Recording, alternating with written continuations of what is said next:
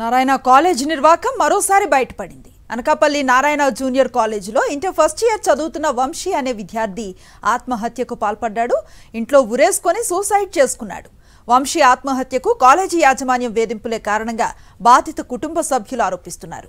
వెంటనే వంశీ మృతికి కారణమైన వారిపై చర్యలు తీసుకోవాలని డిమాండ్ చేస్తూ కాలేజీ ఎదుట ఆందోళన చేపట్టారు.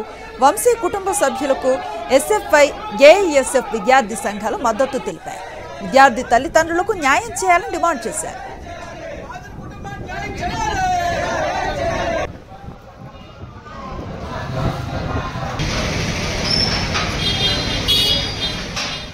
ఈ ఘటనకు సంబంధించిన మరింత సమాచారాన్ని మా కరెస్పాండెంట్ నరేష్ అందిస్తారు. నరేష్, అనుశ్రీ, అనకాపల్లిలో నారాయణ కాలేజీ నిర్వాహకం మరొకసారి బయటపడింది. ఇప్పటికే నారాయణ విద్యా సంస్థల్లో విద్యార్థులను చదువు పేరిట అత్యంత హింసాత్మకంగా భయపడడంతో కూడా చాలా మంది ఆత్మహత్య చేసిన ఘటనలు మనం చాలా చూసాము. ఇప్పుడు మరొకసారి అనకాపల్లి నారాయణ కాలేజీ అదే ఘటన చోటు చేస్తుంది. టీచర్ కొట్టడంతో, చదువు పేరుతో హింసించడంతో కూడా వంశీ అనే విద్యార్థి ఇంటికి వెళ్లి ఆత్మహత్యకు పాల్పడడం జరిగింది. అయితే ఈ ఘటన తర్వాత వెంటనే తల్లిదండ్రులతో పాటు కొంతమంది విద్యార్థి సంఘ నాయకులు కూడా భారీ ఎత్తున నారాయణ కాలేజీ గుర్తు చేసుకుని ఆందోళన చేపట్టారు.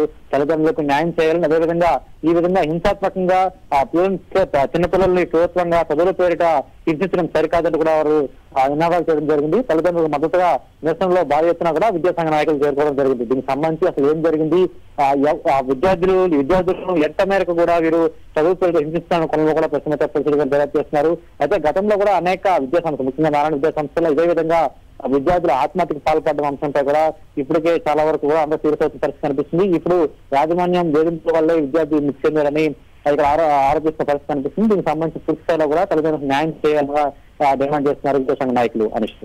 Thank you Naresh.